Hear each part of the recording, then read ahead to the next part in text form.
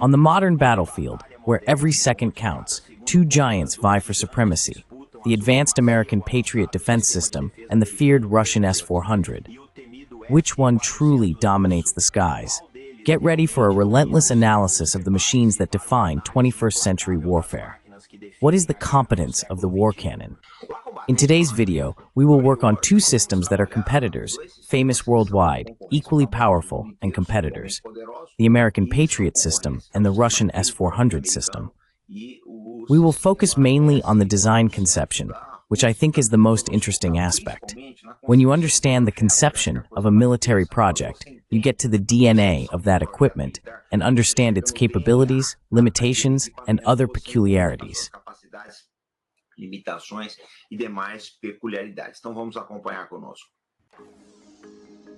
So let's follow along. The Patriot system was developed. It began being designed in 1969, manufactured by the Raytheon Company, and it was designed to replace the Nike Hercules system. It would also perform some functions of the MiM-23 Hawk, which was an Army air defense system. In addition to these roles, it would also have the function of ballistic missile defense. Meanwhile, the S-400 Triumph system, also known as the SA-21 Growler, the NATO code name, is a development of the S-300 PMU, manufactured by Russia's NPO Almaz, and it was approved for service in 2007. In the future, it is intended to be complemented by its successor, the S-500. The Patriot has a range of about 160 kilometers against ballistic missiles and 100 kilometers against aircraft.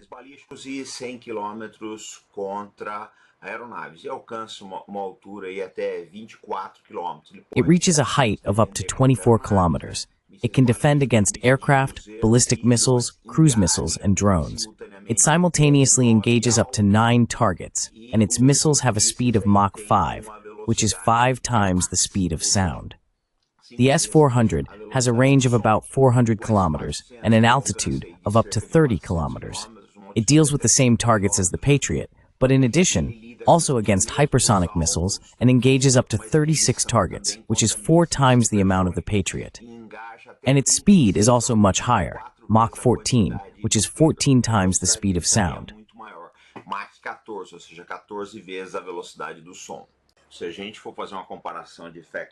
If we were to make a fact sheet comparison, the S-400 would win because it has a higher speed, engages hypersonic targets, and also has a much greater range. However, we must remember that Russia designed its defense system to cover a vast territory. In fact, it is the largest territorial area, the largest land surface on planet Earth. Therefore, their missiles need to have long range effectively. Now, the Patriot has an additional advantage for Western countries, which is the possibility of full integration with other NATO systems. But in Ukraine, it showed its vulnerability to Russia's electronic warfare systems. Moreover, the Patriot has a complicated issue compared to the S-400. It is a very complex system to assemble.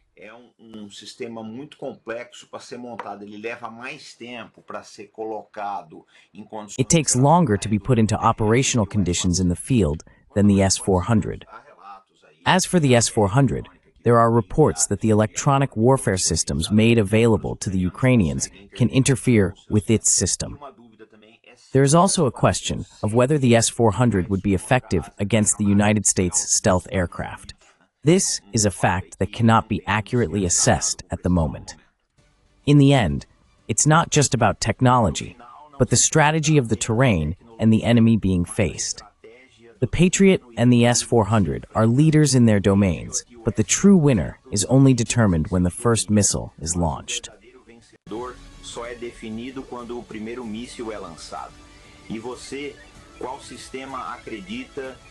And you, which system do you believe would dominate the battlefield? Leave your opinion in the comments, and don't forget to subscribe for more strategic content like this. Well, we are reaching the end of our video. Now, I would like to say the following. I think those who watched understand that these are two different, powerful systems for a country that truly wants an effective air defense. The Patriot has shown more vulnerabilities, given the range of theaters of operations where it has been present. So what happens? The more you operate, the greater the possibility of encountering some problems. maior a possibilidade aí de você ter alguns problemas. Quanto ao S-400, Regarding the S-400, it is very difficult to effectively assess its performance because we know that the Russians are using it for the defense of sensitive targets in Russia and to some extent in Ukraine, but we do not yet have precise information on its performance. It is known that the reality is that the S-400 and other Russian anti-aircraft systems are efficient. The great proof of this is that we almost never hear about the Ukrainian Air Force. We also need to remember something very important, which is the evolutionary characteristic of Russia's anti-aircraft defense system.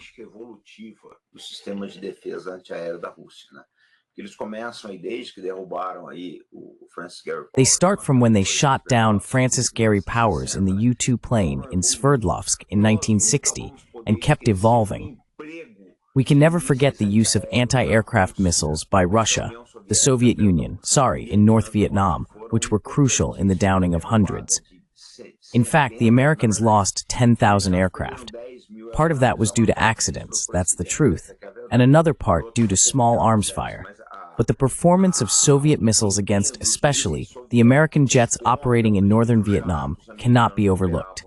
The Israeli aviation in 1973, during the Yom Kippur War, also paid a high price against Egypt's anti-aircraft defenses.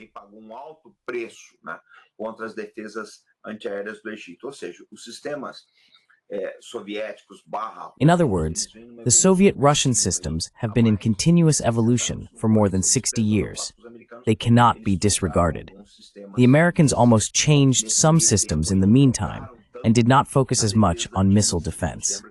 We remember that the performance of the Patriot against Saddam Hussein's Scud missiles in the Gulf War in 1991, defending Israel, was mediocre. That's the truth. But since then, a lot has evolved, and it is a system that is respected by opponents, and this cannot be diminished in any way. In short, they are two very good systems. That's the truth, right? São dois sistemas muito bons, essa que é a verdade, né? E cabe a preferência aí por cada país. It is up to each country to prefer, based on its political, logistical, and economic conditions, regarding financing, etc. So that was our video for today. For those who watched, let's give it a like and comment. If anyone wants to contribute to our picks, it's here in the description. And I will recommend to you the webinar we are going to hold now this February about the strong men of the Middle East, the political figures who shaped the history of that very important region. I'll leave you with the intro. For those who want to register for the webinar, the link is in the description. See you later, folks.